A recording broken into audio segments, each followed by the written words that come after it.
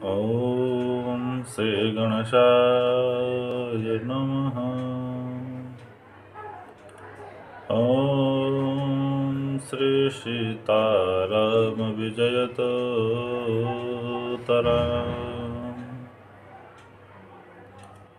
ॐ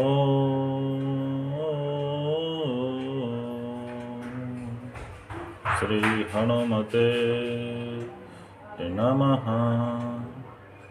श्री राधा कृष्ण वल्लभाय विजयते तराम्।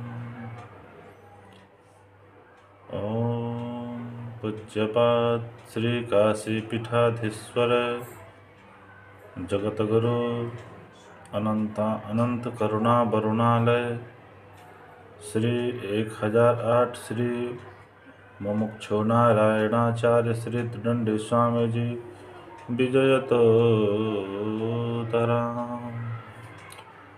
ओम श्री गंगादेव्यै नमः।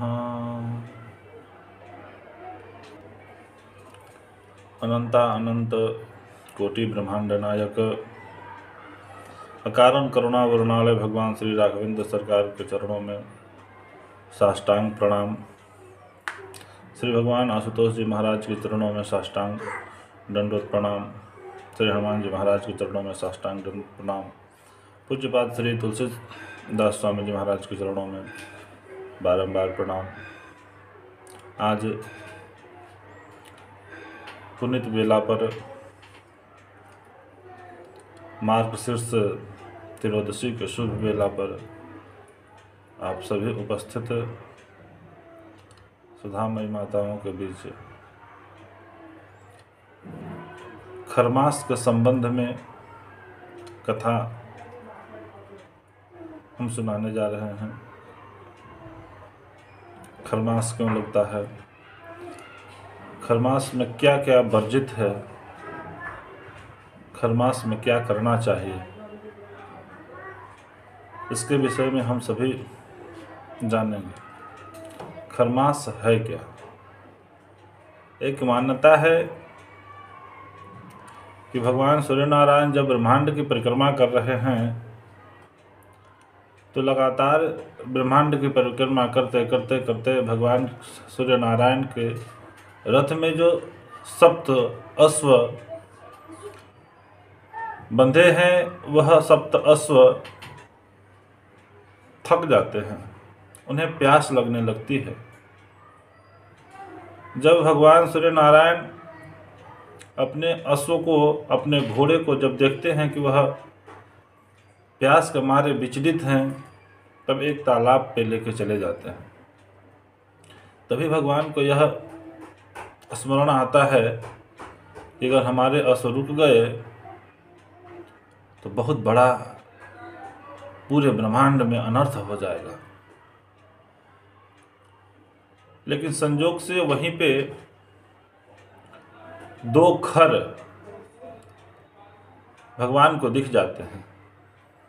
भगवान ने झट से आओ न ताव देखा, अपने अश्व को अपने रथ से खोल देते हैं।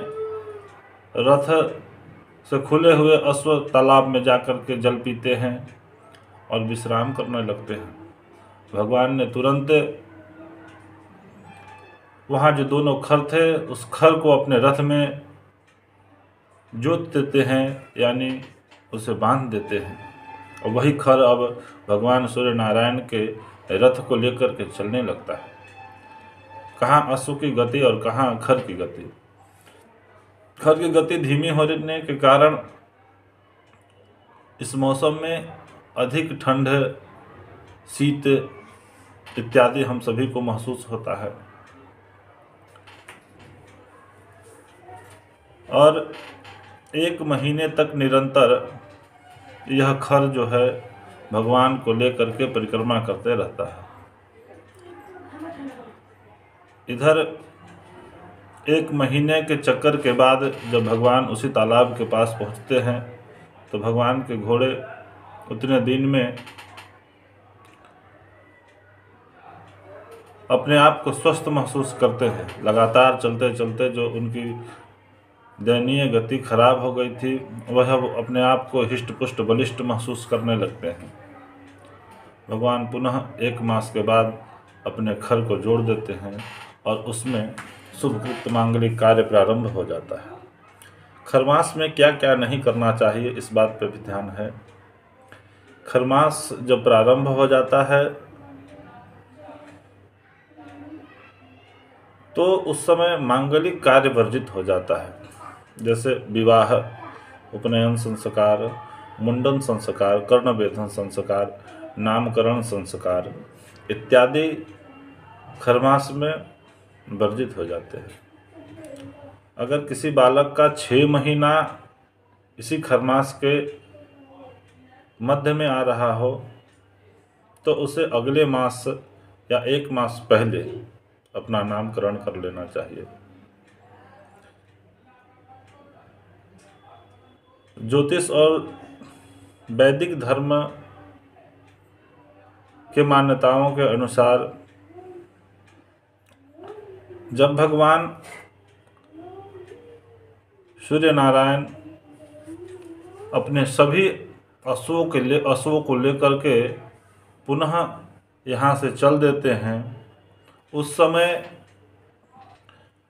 समय के मास को मार्गशीर्ष और पौष मास की संधि मास कहा जाता है, या संधि काल भी बहुत लोग कहते हैं, संधि काल कहते हैं। यह काल अपने आप में बहुत विशिष्ट है। यह महादिव्य और आंतरिक कौशल और बुद्धि के बौद्धिक चातुर्य और शीर्ष पर पहुंचने का मार्ग है। इस दौरान व्यक्ति यदि संसारिक कर्मों से मुक्त होकर स्वयं के अंतर्मन में प्रवेश करने के लिए अपने बौद्धिक क्षमता के अनुसार, अपने शारीरिक क्षमता के अनुसार अपने आप को तरह से निखारे और संवारे तो व्यक्ति अपने आप को एक दूसरे उत्थान पर लेकर के चला जाता है। इस धनु राशि की यात्रा और पौष मास के संयोग से देवगुरु के स्वभाव से उग्रता के आने के कारण इस मास के दौरान वैवाहिक कार्य, गृह प्रवेश, गृह निर्माण इत्यादि कार्य वर्जित हो जाते हैं। इसमें करना क्या चाहिए?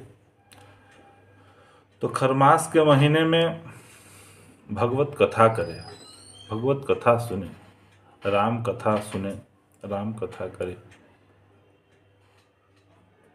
या गुरु के द्वारा दिया हुआ गुरुमुख दिया हुआ मंत्र है उसको सिद्ध करें।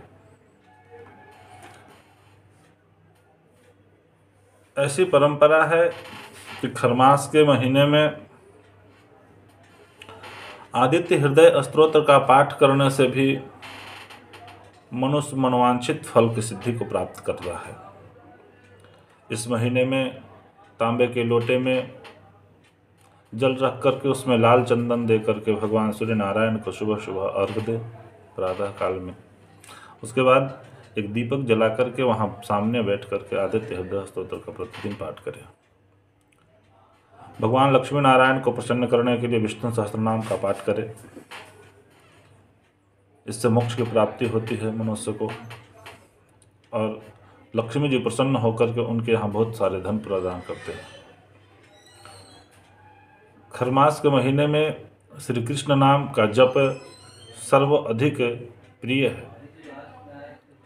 भगवान श्री कृष्ण नाम का खरमास के महीने में जप करने से निरंतर दीपक जला करके, घी का दीपक जला करके सामने बैठ करके जप करने से सभी ग्रह प्रसन्न होते हैं और उनके कुंडली के जो दुष्प्रभाव हैं, दुष्प्रभाव वाले जितने ग्रह हैं वह सभी उनके अनुकूल हो जाते हैं।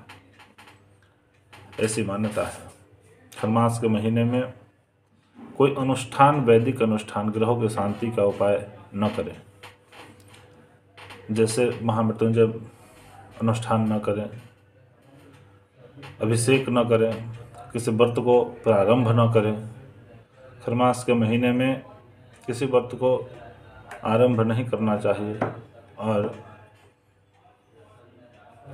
कुछ ऐसी भी मान्यता हैं कि खरमास के महीने में